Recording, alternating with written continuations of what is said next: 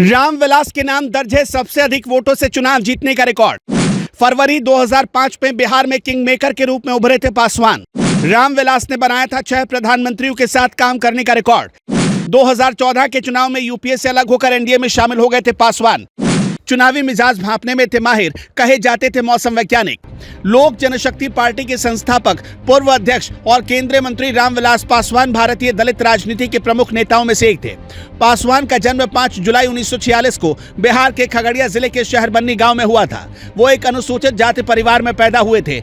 उनके पिता का नाम जामुन पासवान और माता का नाम सिया देवी था। पासवान ने कोसी कॉलेज, पिल्खी और पटना विश्वविद्यालय से कानून में स्नातक और मास्टर ऑफ आर्ट्स की डिग्री हासिल की। उन्हें 1969 में बिहार पुलिस में डीएसपी के रूप में चुना गया था। रामविलास पासवान मजे हुए राजनेताओं में से एक थे। वो एक ऐसे कद्दावर नेता थे जिनके साथ 6 प्रधानमंत्रियों की कैबिनेट में मंत्री के तौर पर काम करने की शानदार उपलब्धि जुड़ी है। वो चुनावी माहौल को भांपकर बता देते थे कि जीत किसकी होने वाली है। रामविलास पासवान के राजनीतिक सफर की शुरुआत साल 1960 के दशक में बिहार विधानसभा के सदस्य के तौर पर हुई और आपातकाल के बाद 1977 के लोकसभा चुनाव में वो तब सुर्खियों में आए जब उन्होंने हाजीपुर सीट पर 4 लाख मतों के रिकॉर्ड अंतर से जीत हासिल की। पासवान 1969 में एक आरक्षित निर्वाचन क्षेत्र से संयुक्त सोशलिस्ट यूनाइटेड सोशलिस्ट पार्टी के सदस्य के रूप में बिहार राज्य विधानसभा के लिए चुने गए। साल 1974 में राजनारायण और जयप्रकाश नारायण के सानिध्य में लोक दल के महासचिव बने। वो व्यक्तिगत रूप से राजनारायण, कर्पूरी ठाकुर और सत्येंद्र नारायण सिन्हा जैसे आपातकाल के प्रमुख नेताओं के करीबी थे।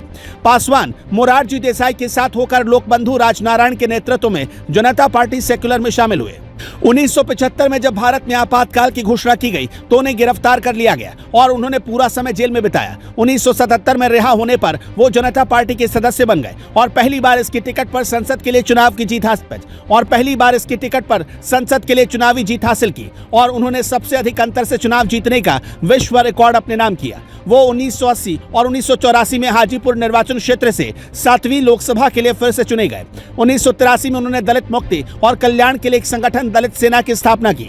पासवान 1989 में 9वीं लोकसभा के लिए फिर से चुने गए और उन्हें विश्वनाथ प्रताप सिंह सरकार में केंद्रीय श्रम और कल्याण मंत्री नियुक्त किया गया।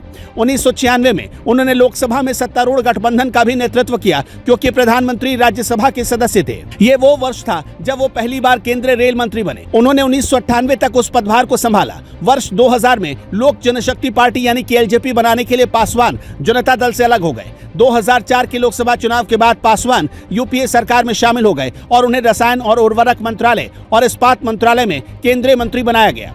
फरवरी 2005 के बिहार चुनाव में पासवान की पार्टी एलजेपी ने भारतीय राष्ट्रीय कांग्रेस के साथ मिलकर चुनाव लड़ा। परिणाम ये हुआ कि कोई भी विशेष दल या गठबंधन अपने आप सरकार नहीं बना सका। हालांकि पासवान ने लालू यादव का समर्थन करने से इनकार कर दिया।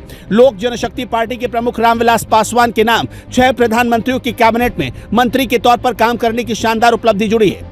1989 में जीत के बाद वो वीपी सिंह की कैबिनेट में पहली बार शामिल किए गए। उन्हें श्रम मंत्री बनाया गया। एक दशक के भीतर ही वो एचडी देवगौड़ा और इंद्र कुमार गुजराल की सरकारों में रेल मंत्री बने। 1990 के दशक में जिस जनता दल धड़े से पासवान जुड़े थे उसने भाजपा की अगुवाई वाले राष्ट्रीय जनतांत्रिक गठबंधन का साथ दिया और वो संचार मंत्री बनाए गए और बाद में अटल बिहारी वाजपेयी के नेतृत्व वाली सरकार में वो कोयला मंत्री बने। इसके बाद 2004 में यूपीए से जुड़ गए तथा मनमोहन सिंह के अंदर काम किया। फिर 2014 में प्रधानमंत्री मोदी के कैबिनेट में उपभोक्ता मामले, खाद्य और सार्वजनिक वितरण मंत्रालय का कार्यभार संभाला।